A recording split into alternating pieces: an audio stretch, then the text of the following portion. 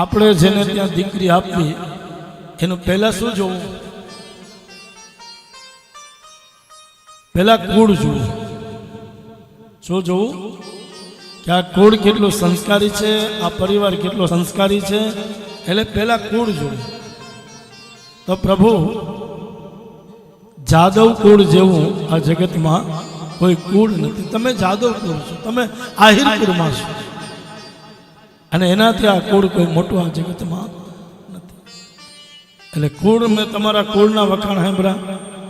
કુળ જોવું, એના પછી શીલ જોવું કે જેને આપણે દીકરી આપવી છે એ વરાજો કેટલો ચરિત્રવાન છે. જેનું ચરિત્ર નીચે પડેલું હોય, ચરિત્રથી જે ભાંગી પડેલો હોય, ચરિત્રથી એને આપણે દીકરી આપવી નહીં. એટલે શીલ જોવું. અને સંતો પણ કહે છે ને કે શીલવાન સાધુને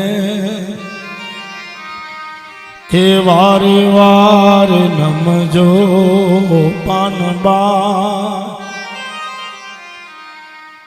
એના બદલાય નહીં જોને રંગ રૂપ.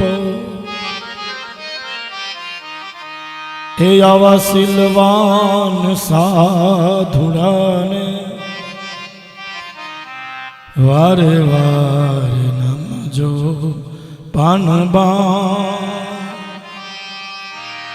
એ જી એના બદલાય નહીં જોને રંગ.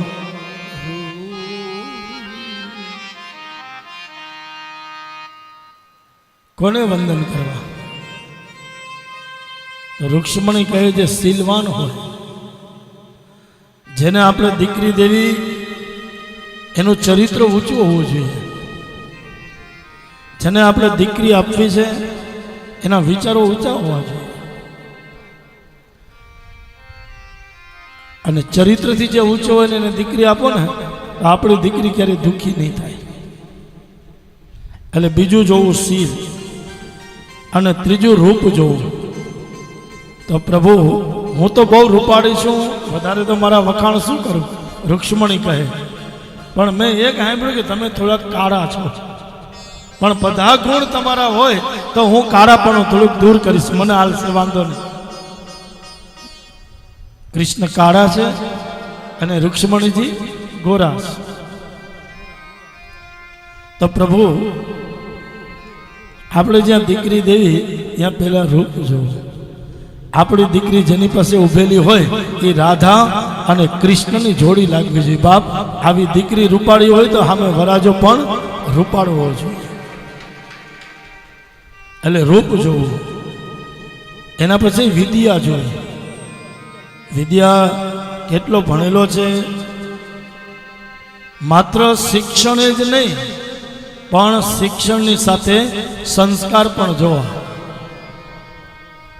શિક્ષણની સાથે સંસ્કાર પણ જોવા. માત્ર ભણેલો જ નહીં પણ ગણેલો હોવો જોઈએ.